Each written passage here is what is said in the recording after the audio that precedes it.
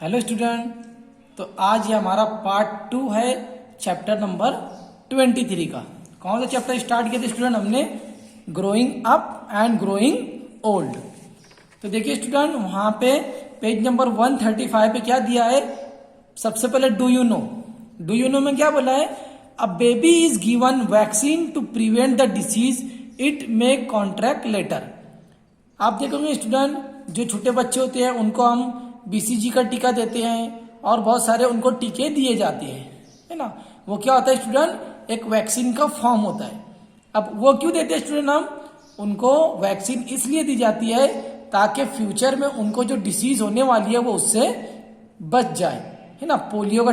हम polio drop देते हैं, ऐसे ही बीसीजी का टीका देते हैं। तो स्टूडेंट ये एक वैक्सीन का फॉर्म है जो फ्यूचर में आने वाली डिसीज से उसको बचाने के लिए हम उनको क्या करते हैं? वैक्सीन देते हैं। ऐसे ही आप देखो, अभी कोरोना वैक्सीन आया है ना स्टूडेंट। तो वैक्सीन क्या होता है? ये डिसऑर्डर से या फिर हमको डिसीज से बचाने के लिए दिया जाता है। सेकंड क्या बोला है? Certain vaccine have to be given at certain stage of growth. It is important to give every child the proper vaccination. और स्टूडेंट क्या होता है? वैक्सीन एक प्रॉपर एज में दिया जाता है। ऐसे नहीं कि किसी भी एज में कुछ भी दे दो। आपने देखा होगा पोलियो डोज जो होता है वो 5 साल के छोटे बच्चे को पिलाते हैं। उनसे बड़े बच्चों को पिलाते हैं क्या?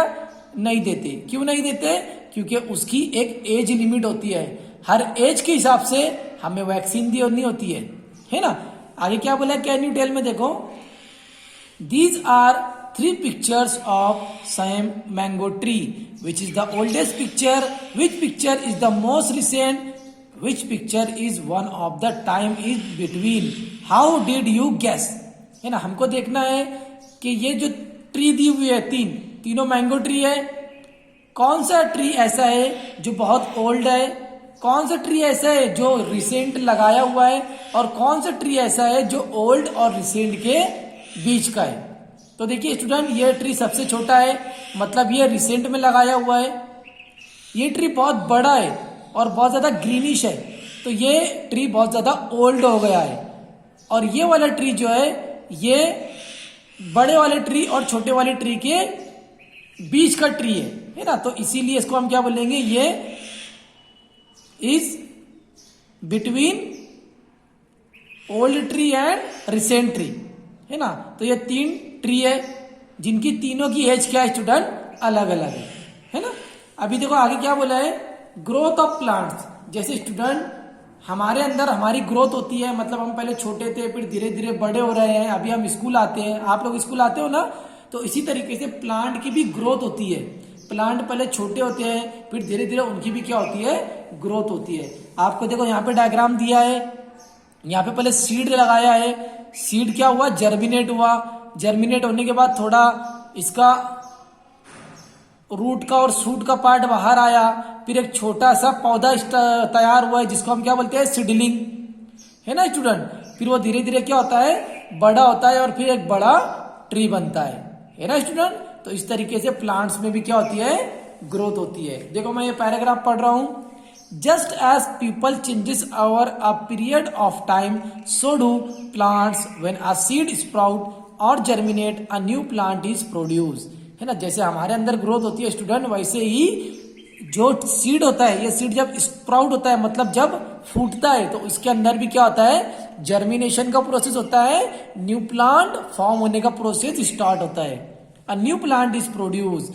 For the sprout to grow, it must take root in the soil.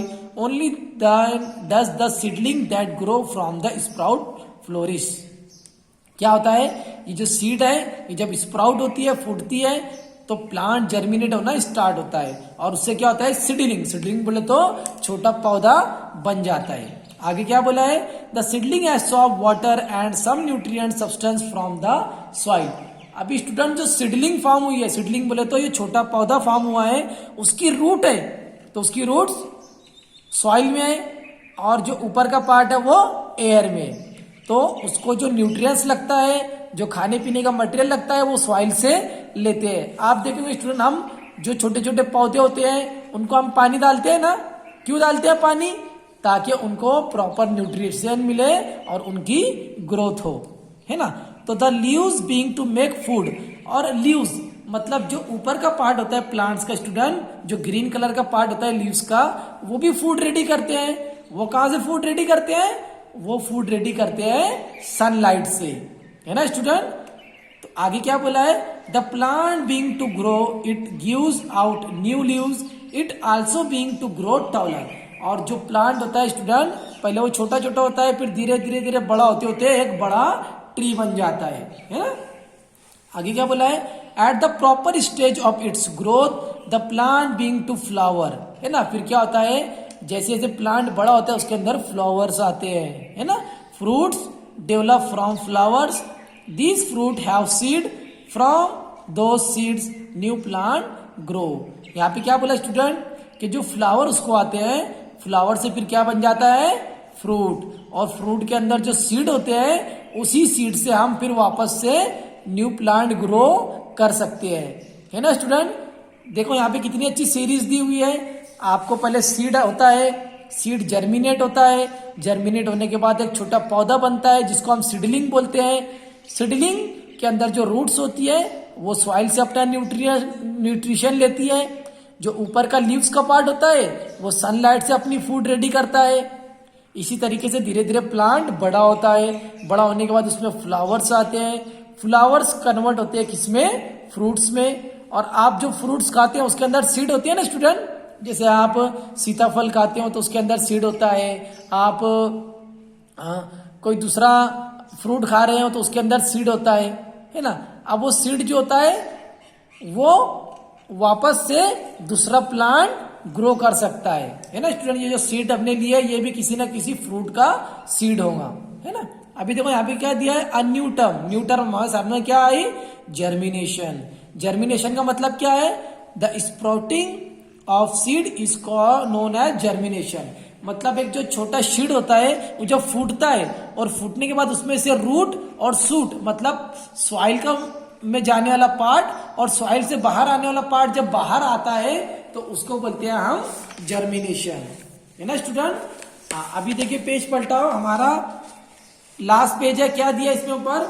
A tree must withstand the sun, wind and rain all the time, sometimes it is attacked by pest, this makes the tree weaker, at least the tree trunk break, the tree fall down, all plant die, however the causes are different। अभी क्या बोला student कि जैसे human being की मतलब हमारी एक as होती है, कुछ ओल्ड होने के बाद हमारी भी डेथ हो जाती है, ऐसी ही प्लांट की भी एक एज फिक्स होती है। अब वो एज हर प्लांट की अलग अलग होती है और उनका डेथ होने का जो रीजन है वो भी अलग अलग होता है। कुछ प्लांट होते हैं जो उनकी एज खत्म हो जाती है तो वीक हो जाती है, वीक होने के बाद वो खुद ब खुद गिर जाते हैं। कुछ ऐसा होता है जो पेस्ट बोले तो कीड़े मकोड़े उनके अंदर लग जाते हैं, है ना, तो उसकी वजह से वो खराब हो जाते हैं, है ना। तो मतलब सिर्फ बताने का ये है स्टूडेंट कि ट्रीज जो होते हैं वो ट्रीज की भी एक एज होती है, उस एज के बाद वो भी क्या हो जाते हैं? खत्म हो जाते हैं ना, मतलब डेथ उनकी भी हो जाती है। आगे क्या बोला है? व्हाट वी हैव लर्न, मतलब ये चैप्टर से स्टूडेंट हमने क्या लर्न किया। तो एकदम ध्यान से देखो क्या लर्न किया हमने। There are certain age of the growth and progress of a baby. जो बेबी ग्रो हो रहा है उसकी एक सर्टेन स्टेज है, एक सर्टेन स्टेज तक वो ग्रो होता है, एक सर्टेन हाइट तक ग्रो होता है, उसके बाद उसकी ग्रोथ स्टॉप हो जाती है। सेकंड क्या बोला है? A person continue to grow till the age of 18। हमारी हाइट कौन सी एज तक बढ़ती है? हमारी हाइट 18 ईयर तक बढ़ती है। After 40 years of age a person approaches old age. जैसे ही 40 ईयर हमने क्रॉस किया स्टूडेंट तो हम ओल्ड होना स्टार्ट हो जाते हैं, हमारे जो हेयर है वो ग्रे हो जाते हैं, हमारी आई साइट मतलब हमारी आंखों की जो ताकत है वो धीरे धीरे कम होने लगती है, वीक होती है ना। Changes takes place in plant with time just as they do in people. जैसे प्यूपल्स में हाइट बढ़ती है फिर धीरे धीरे वो ओल्ड होते हैं, फिर उनकी डेथ हो जाती है, ऐसा ही प्लांट्स में भी होता है। पहले सीड होता है, सीड जर्मिनेट होता है, एक प्लांट बनता है, प्लांट से एक बड़ा ट्री बनता है और ट्री बनने के बाद वो भी डेथ हो जाता है। आगे क्या बोला है? Starting from germination in the soil there are definite stage of the growth, है ना। मतलब जर्मिनेशन से लेके जो प्लांट होता है उसकी एक 1 by 1 स्टेज आती है जिसमें वो ग्रो होता है।